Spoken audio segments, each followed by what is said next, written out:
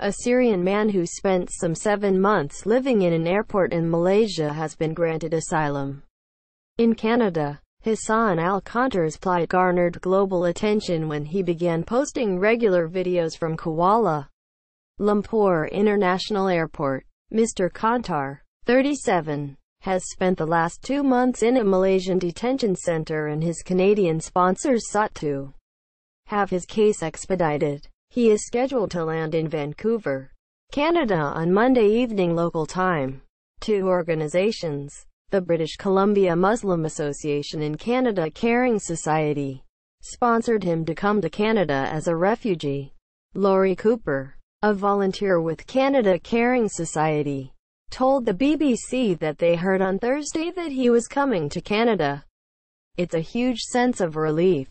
Still a bit unbelievable," she said. "Until I give him a big hug at the airport, it's not really real. It's been a long journey with lots of ups and downs."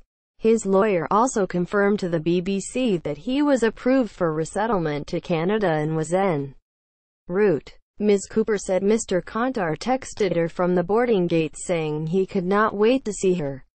"His situation is just representative of the challenges faced by all refugees around the world," she said. "It's getting harder and harder for them to find a safe place to live. He's one of the lucky ones." Quote, the group said people from around the world helped raise the funds to bring Mr. Kontar to Canada.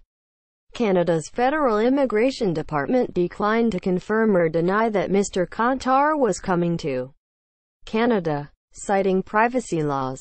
"While we can't comment on individual cases, each application is reviewed in a fair manner, based on its merits," it said in an emailed statement.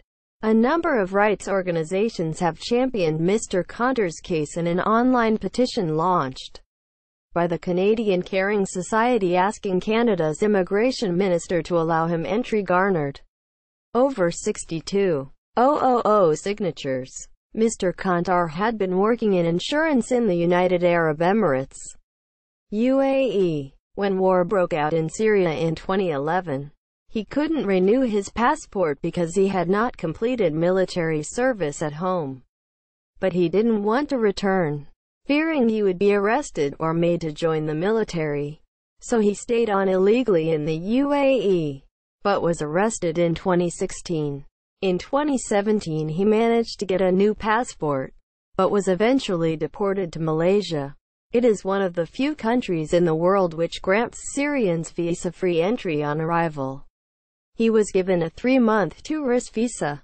When that expired, he tried to go to Turkey but was not allowed to board the plane. He went to Cambodia but was sent back. He spent months in limbo, staying in the arrivals area of the airport and living off food donated by airline staff. Mr. Kontar, from Sueda, south of Damascus, had applied for asylum in Ecuador and Cambodia, but was unsuccessful.